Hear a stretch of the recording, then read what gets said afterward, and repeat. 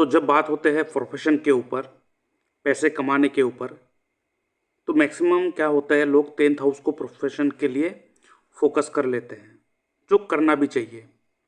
But ये complaint भी आते हैं कि मैं काम तो बहुत कर रहा हूँ, पैसा उतना नहीं आ रहा है, मुझे एप्रिसिएशन भी मिल रहा है, काम में उन्नति हो रहा है, बट उस उन्नति के हिसाब से मुझे उतना प्राप्त या पैसा उतना नहीं मिल पा रहा है। रीज़न क्या है? देखिए, मैं बार बार कहता हूँ, एस्ट्रोलॉजी जो है ये कोई जादू टोना टोटका, कोई उपाय का किताब नहीं है। ये जिंदगी जीने का एक तरीका है। क्योंकि मैं अक्सर कहता हूँ astrology is the way of living life. तो 10th हाउस जो होता है वो हमारे प्रोफेशन के लिए हम लोग देखते तो है, बट 10th हाउस जो है वो हमारे कर्म है। मैं फाइनेंस के ऊपर बात कर रहा हूँ आज, बहुत इंपॉर्टेंट चीज़ है। इसमें डिविजनल चार्ट कैसे यूज़ होंगे उसके ऊपर भी मैं थोड़ा ग्लिम्स देना चाहूँगा आप लोगों को। तो 10th हाउस क्या होता है? 10th हाउस आपके कर्म होता है, ओवरऑल कर्म। आपको कैसे कर्म करना है, किस जगह पे कर्म करना है, किस तरीके से कर्म करना है, ये आपके 10th हाउस बताते हैं। 6th हाउस जो होते हैं वो बताते हैं कि आपको कहाँ पे सेवा देना है। 6th हाउस को हम लोग जॉब लेते हैं, 7th हाउस को बिजनेस लेते हैं, बट 6th हाउस जो है वो सेवा भाव होता है, जहाँ पे आपको चुना गया है कि आपको कुछ प्राप्त हो या ना हो, आपको उस जगह पे सेवा देना पड़ेगा। 8th house no doubt definitely एक नेगेटिव हाउस है, बट इसका पॉजिटिव यूज़ आज के ज़माने में बहुत है। Compare to negative, positive use बहुत है, बट प्रॉब्लम क्या है, 8th हाउस का जो नेगेटिव मार होता है ना वो बहुत ज़ोरदार लगता है। इसलिए जब भी लाइफ में प्रॉब्लम्स आते हैं हम लोग बिखर जाते हैं, हम लोगों को तकलीफ हो जाते हैं, बिकॉज 8th हाउस का जो मार होता है बहुत ज़ोरदार पड़ता है, बहुत तकलीफ दे होता है। बट इनके पॉजिटिव यूज़ बहुत होते हैं, क्योंकि ये 8th हाउस बताते हैं कि आपके लाइफ में ट्रांसफॉर्मेशन वो कहाँ से आएगा, किस चीज़ के द्वारा आएगा। आप देखते हो ना, व्यक्ति का लाइफ एक इवेंट के बाद बहुत चेंज हो जाता है। आपने देखा होगा, एक व्यक्ति बहुत बढ़िया होता है, उनके लाइफ में एक इवेंट होता है, उस इवेंट के कारण उसका लाइफ चेंज हो जाता है, वो बर्बाद हो जाता है। एक ऐसा इवेंट होता है जो व्यक्ति बहुत मेहनत कर रहा है, बहुत नीचे थे, स्ट्रगल बहुत थे, बट लाइफ में एक ऐसा मोमेंट आता है जहाँ पे वो मोमेंट उसको एक ऐसा ट्रांसफॉर्म ला देता है, एक इवेंट ऐसा ट्रांसफॉर्म ला देता है कि उससे बाद वो बहुत ऊपर चले जाते हैं। वो जो ट्रांसफॉर्मेशन होता है वो ट्रांसफॉर्मेशन हमारी लाइफ का तकलीफ दे होता है। उस ट्रांसफॉर्मेशन को हम लोग मान लेते हैं कि एक नेगेटिव फेज है हमारा, बहुत कष्ट हमें मिला है, बट वो कष्ट नहीं है, वो ट्रांसफॉर्मेशन है। नहीं तो आप देखिए, जितने भी लोग बड़े बने हैं आज तक, वो किसी ना किसी एक बुरा सिचुएशन, बुरा लाइफ, एक बुरा टाइम देखने के बाद ही वो बना है। अब अगर सेलिब्रिटी के ऊपर बात करते हैं, क्यों? क्योंकि इनके बारे में बहुत लोगों को पता है। आप अमिताभ बच्चन के बारे में पता है कि उन्होंने कर्जे में चले गए थे, उसके बाद आज देखिए कहाँ पे है। आप किसी भी फिल्म स्टार को देखिए कितना स्ट्रगल करा, फिर आज कहाँ पे है। किसी भी प्लेयर को, आप धोनी को देखिए, उन्होंने अपना धोनी क्रिकेटर बनने से पहले उसने किस तरीके का स्ट्रगल करा है। हाथ में आते हुए भी चीज़ें उनके हाथ से छूट गए। क्यों? क्योंकि वो मोमेंट उसको एक ऐसा चीज़ सिखाने वाला था जिसके कारण आज वो कैप्टन कूल है, क्योंकि उसको कूलनेस सिखाया। वो चीज़ जो है, जो उनका साथ हुआ था, उसके बाद वो इमेज वो बन पाया। क्यों? क्योंकि वो ट्रांसफॉर्मेशन लाया। इसलिए बहुत सारे लोगों को देखोगे, कभी कभार देखते वो लोग कहते हैं कि एक बहुत बड़ा प्रॉब्लम फेस कर लेने के बाद जब वो अपने लाइफ में अब पीक में होते हैं, वो कहता है अब मुझे किसी चीज़ का डर नहीं लगता है। और फिर कोई कहेंगे कि अगर आप गिर जाओ तो आपका ये एम्पायर खराब हो, कोई नहीं, फिर से बना लूँगा। वो जो प्रॉब्लम्स आप हम लोग कहते हैं कि ये प्रॉब्लम्स है, लेकिन एक्चुअली वो 8th हाउस का ट्रांसफॉर्मेशन है जो आपको सिखाने आया था। अब उससे सीख कर आप नीचे जाते हो या ऊपर जाते हो, आपके ऊपर है। सो 8th हाउस बताएंगे कि क्या चीज़ है जिसके द्वारा आपके लाइफ में बहुत ज़्यादा ट्रांसफॉर्मेशन आएगा। ऐसा कौन सा चीज़ है जो आपको बहुत ज़्यादा ट्रांसफॉर्म करके चला जाएगा, आपको एक नया व्यक्ति बना के देके चला जाएगा। और 12th हाउस जो होता है वो दिखाते हैं कि किस चीज़ों को आपको छोड़ना है, किस चीज़ से आपको मोक्ष मिलेगा। 12th हाउस बताएंगे कि अगर वो चीज़, अगर आप उसको पकड़ के रखते हो, वो आपको डिसअपॉइंटमेंट ही देगा, क्योंकि 12th हाउस डिसअपॉइंटमेंट भी है, 12th हाउस वीकनेस भी है, 12th हाउस सेपरेशन का कारक भी है, और ये मोक्ष त्रिकोण में भी आते हैं। इसलिए 12th हाउस बताएंगे आपको कि किस चीज़ों को आपको छोड़ना है, कहाँ आपको लेट गो एटीट्यूड रखना है, कहाँ से आपको अपने तरफ से जो देना है, वहाँ पे 12th हाउस देने का कारक होता है, उस जगह पे आपको देना है, जाओ जाओ लेके जाओ। लेकिन हम लोग उल्टा करते हैं, जहाँ पे देना होता है, जहाँ पे छोड़ना होता है, वहाँ पे लेने की कोशिश करते हैं, और जहाँ से लेना होता है वहाँ पे छोड़ देते हैं, उसको छोड़ देते हैं। जहाँ पे ये प्रॉब्लम आते हैं कि 10th हाउस कर्म तो हो गया लेकिन मुझे पैसा नहीं मिल रहा है, क्योंकि हमें पता होना चाहिए कि कर्म and profession both are different thing. 10th house आपके ओवरऑल कर्म, आपके जिंदगी में क्या करना है वो दिखाना है। आज आपको ना ये सबसे बड़ा मिथ आपको ये दूर होगा। आज 10th हाउस बताएंगे कि आपको कैसा कर्म करना है, किस तरह कर्म करना है, कहाँ पे कर्म करना है। प्रोफेशन जो है वो कर्म का एक छोटा सा पार्ट है, और प्रोफेशन कर्म का एक छोटा सा पार्ट है। फैमिली को मेंटेन करना वो एक कर्म है, आप सोसाइटी के लिए कुछ कर रहे हो वो एक कर्म है, आप अपने रिश्तेदारों के लिए कुछ कर रहे हो वो आपका एक कर्म है, ठीक है। फिर आप डोनेशंस कर रहे हो, आप किसी चीज़ के ऊपर खर्चे कर रहे हो, सारा का सारा एक तरह का कर्म है। तो इन सारे समूह, कर्म का समूह बनकर ही बनता है 10th हाउस। बट इन सारे समूह में से जो प्रोफेशन का जो कर्म होता है, ये ऐसा कर्म होता है जिसके लिए हम लोग कुछ एक्सपेक्टेशन रखते हैं। मतलब एक्सपेक्टेशन मतलब in terms of finance, money. तो जब फाइनेंस एंड मनी का बात आता है तो हम लोग कैसे सेकेंड हाउस को भूल जाते हैं? हाउ? क्यों? किसी भी एस्ट्रोलॉजर के पास अगर आप जाओगे, मुझे करना क्या है, वो आपके 10th हाउस को देख के बता देंगे कि आपको ये करना है। लेकिन 10th हाउस क्या करना है, क्यों करना है? तो जब भी हमें विश्लेषण करना होता है हमारा कर्म, हमारा प्रोफेशन, नॉट कर्म, कर्म तो आपको पता चल गया कि जो भी करोगे वो ही कर्म ही है। अभी मैं आपसे बात कर रहा हूँ वो भी एक कर्म है, कुछ सोच रहा हूँ वो भी कर्म है। लेकिन जब बात आता है प्रोफेशन के ऊपर, प्रोफेशन जो होता है उसके बदले में हम लोग पैसे मांगते हैं।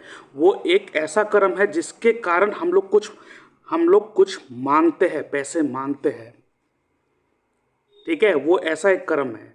बाकी आप घर के लिए काम करते हो, उसके लिए आप कुछ एक्सपेक्टेशन नहीं रखते हो, वो करने के लिए आपको पैसा नहीं मिलेगा, उल्टा घर के लिए आपको पैसा खर्चा करना पड़ेगा। आप दोस्तों के साथ जाके गप्पे लड़ाते हो, उसके लिए पैसा नहीं मिलेगा, ठीक है। आप अपने घर में झाड़ू पोछा लगाते हो, उसके लिए पैसा नहीं मिलेगा। आप कुछ बैठे सोच रहे हो, चाहे नेगेटिव हो चाहे पॉजिटिव हो, उसके लिए पैसा नहीं मिलेगा। हाँ, नो डाउट, सब कर्म का अपना एक रिटर्न होता है। जैसे सोचोगे वो पाओगे, वो तो मिलेगा। बट जब हम लोग बात करते हैं पैसे के ऊपर, तो हम लोग सेकेंड हाउस को क्यों भूल जाते हैं, क्यों 10th हाउस में फंसे रहते हैं? So when you decide your profession, we should we should include second house plus 10th house.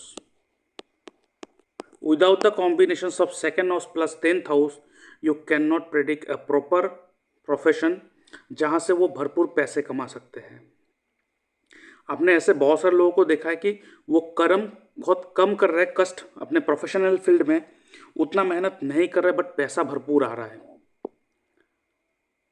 और आप किसी को ये भी देखोगे कि वो व्यक्ति मेहनत पे मेहनत कर रहा है, प्रमोशन पे प्रमोशन मिल रहा है, बट उनके फाइनेंस में कोई बढ़ोतरी नहीं हो रहा, उनके सैलरी या उनके इनकम में कोई बढ़ोतरी नहीं हो रहा है, because the person who has not included second house with his और हर प्रोफेशन, वो कभी भी अपना पैसा उतना बढ़ा नहीं पाएगा। सो जब हम लोग 10th हाउस को लेना पड़ेगा। जब 10th हाउस को लेंगे, अब अगर यहाँ पे लगन चार्ट को देखो तो 10th हाउस का लॉर्ड कहाँ पे है? Second house, sorry 6th house में। तो हम लोग क्या कहेंगे कि आप सेवा भाव रखो, सर्विस करो, जॉब करो। बट 10th हाउस में अगर कोई प्लेनेट आ गया उसको हम लोग इग्नोर नहीं कर सकते। नाउ यार the planet is Rahu sitting in 10th house. Rahu का एट्रीब्यूट क्या है? राहु का एट्रीब्यूट है फॉरेन एलिमेंट, आउटकास्ट। आउटकास्ट इसका मतलब एक व्यक्ति को जो भी जॉब एंड प्रोफेशन करना है, ऐसे कंपनी या ऐसे फील्ड में जाके करना है जो आउटकास्ट हो, अपने लोकल एरिया में ना करे।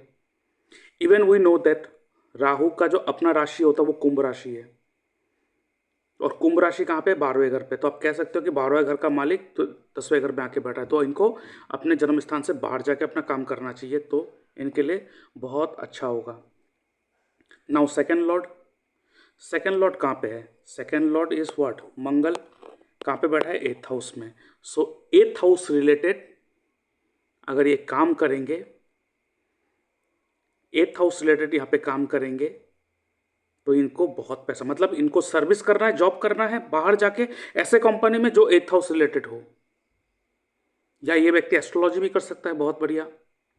नाउ यार आप देखोगे यहाँ पे बहुत सारे प्लेनेट का कॉम्बिनेशन है सेकेंड हाउस लॉर्ड के साथ, उनको भी लेना पड़ेगा, लेकिन यहाँ पे बहुत डीप होगा चीज़ें। बस मैं आपको ये समझाना चाहता था कि ऐसे अगर किसी से भी सिर्फ 10th हाउस प्रेडिक्शन करके आपको प्रोफेशन दिखा रहा है, the person is doing injustice. उनका एस्ट्रोलॉजी के ऊपर उतना पकड़ नहीं है, आपको यह समझना पड़ेगा। Because until and unless the person doesn't combine second house and 10th house together, आप जो भी काम कर लो पैसा कुछ भी नहीं आएगा। बट ये तो बस एक छोटा सा पार्ट है आपका लगन। यहाँ पे बहुत इंपॉर्टेंट होता है नवांशा चार्ट। नवांशा चार्ट में भी हम लोग वेरिफिकेशन लेते हैं second Lord and 10th Lord. क्यों? क्योंकि नवांशा चार्ट क्या है? आपके भाग्य का 9th हाउस आपका किस्मत होता है, उसी का ही, और 9th house is the house of growth. कोई भी प्लेनेट 9th हाउस में आएगा या 9th हाउस में दृष्टि लाएगा तो वो ग्रोथ लाएगा। तो ग्रोथ भाग्य से भी मिलता है। तो जो D9 चार्ट है, जो नवांशा चार्ट है, वो आपके भाग्य को दिखाएगा कि भाग्य कहाँ पे सपोर्ट कर देगा ताकि कम मेहनत में आपको प्राप्ति हो जाए। अब अगर नवांशा चार्ट में भी देखेंगे तो सेकेंड लॉर्ड 12th हाउस में, अल्टीमेटली कहाँ से आएंगे इनको पैसा? और सिर्फ नवंशा चार्ट नहीं, इसमें आप 2 चार्ट और देखेंगे हम लोग। एक हो गया D4 चार्ट, चतुर्थांशा। इसको सिर्फ फाइनेंस के लिए नहीं, ओवरऑल इस व्यक्ति के लक के लिए देखेंगे। लेकिन उससे ज़्यादा इंपॉर्टेंट क्या है? D3 chart. ठीक है, D3 चार्ट। क्यों? D3 चार्ट वो है जो आपके मेहनत को दिखाता है कि कहाँ पे आप मेहनत करोगे कि आपको पैसा आएगा। तो D3 चार्ट के सेकेंड हाउस आपको बता देगा। And combination of D10 chart, जिसे कहते हैं हम लोग दशमशा चार्ट। सो लगन को तो मैंने आपको बता दिया, लेकिन उस लगन चार्ट के साथ साथ अगर कोई व्यक्ति D9, D3 एंड D4 को कॉम्बाइन कर दे और आपको बता दे क्या करना है, I can definitely and I can guarantee you कि आप जितना चाहो उतना अपने फाइनेंस या पैसे को आप बढ़ा सकते हो, ग्रोथ कर सकते हो, no doubt in it. Simple travelling करके भी पैसा प्राप्त कर रहा है मेरे एक क्लाइंट। क्यों? Travelling is a third house. जब मैंने उसका D10 चार्ट, उसके साथ साथ नवंशा चार्ट को भी देखा और लगन को मैचअप कराया, उसको सिर्फ बोला आप ट्रैवल करना स्टार्ट कर दो। Such a beautiful knowledge, such a beautiful knowledge.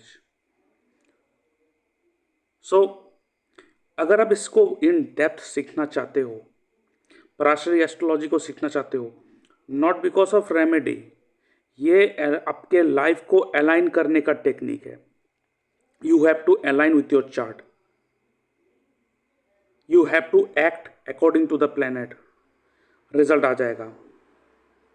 तो अगर आप पराशरी सीखना चाहते हो तो मेरा क्लास ऑलरेडी स्टार्ट हो चुका है, बट लाइव जो क्लासेस है वो कल से स्टार्ट होने वाला है, और या तो इसका रिकॉर्डिंग भी मैं देता हूँ, अवेल कर सकते हो रिकॉर्डेड क्लास। तो अगर आप इंटरेस्टेड हो तो मेरे इस नंबर पे कांटेक्ट कर सकते हो। और आगे बढ़ने से पहले मैं अपने व्यूअर्स को कहना चाहता हूँ, अगर आप अपना बर्थ चार्ट एनालाइज करवाना चाहते हो तो आप मेरे इस व्हाट्सएप नंबर पे अपना date of birth, time of birth, place of birth, आपका नेम, जेंडर लिख के भेज सकते हो और आपका कोई भी 3 सवाल लिख के भेज सकते हो जो आपको जानना है। उसके ऊपर मैं एक डिटेल वीडियो बना के यूट्यूब में अपलोड कर दूंगा और उसका लिंक आपके साथ शेयर कर दूंगा, जिसके लिए मैं चार्ज करता हूँ 399 रुपीज़ ओनली। आप मेरे इस यूपीआई नंबर पर पेमेंट करोगे, उसका स्क्रीनशॉट भेजोगे और हफ्ते भर के अंदर आपको एनालिसिस मिल जाएगा। और आपको अगर मुझसे बात करना है, आपको मुझे फ़ोन कॉल में कंसल्टेशन लेना है और जो भी सवाल है, जो भी डाउट है वो मुझसे बात करके सॉल्व करना है, तो आप फ़ोन कॉल कंसल्टेशन बुक कर सकते हो, जिसके लिए मैं चार्ज करता हूँ 640 रुपीज़ ओनली। मेरे इस यूपीआई नंबर पेमेंट कर सकते हो, उसका स्क्रीनशॉट भेजोगे, उसके बाद आपको मैं एक डेट एंड टाइम दे दूंगा, उस दौरान मैं आपसे बात करूंगा। उसके साथ साथ लाइव जूम कंसल्टेशन भी आप ले सकते हो, जहाँ पे आपसे जो बातचीत होगा वो जूम पर लाइव होगा और सारा का सारा बातचीत वहाँ पे रिकॉर्डिंग होगा और वो रिकॉर्डेड आपको प्रोवाइड करा जाएगा, जिसके लिए मैं चार्ज करता हूँ 1200 रुपीज़ ओनली।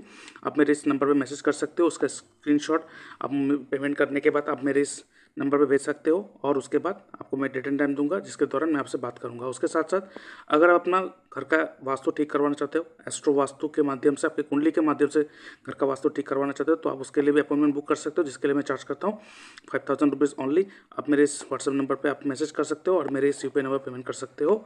और उसके साथ साथ मेरी ये वेबसाइट है जहाँ पे आप देख सकते हो, इसका लिंक मैं अपने डिस्क्रिप्शन बॉक्स में दे के रखा हूँ, वहाँ पे जाके आप देख सकते हो यहाँ पे कौन से कोर्स मैं देता हूँ।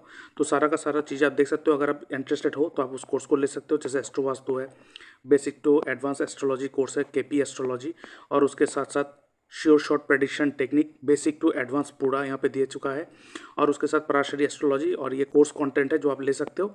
और पूरा का पूरा डिटेल्स इस वेबसाइट में दे के रखा है। आप इस वेबसाइट में आके चीज़ों को अच्छी तरह से देख के और उसके बाद अब मेरे इस व्हाट्सएप नंबर पे आप कोई भी इन्फॉर्मेशन चाहिए तो मैसेज भी कर सकते हो या आप मुझे कॉल भी कर सकते हो। डिस्क्रिप्शन बॉक्स में मैंने लिंक दे के रखा है।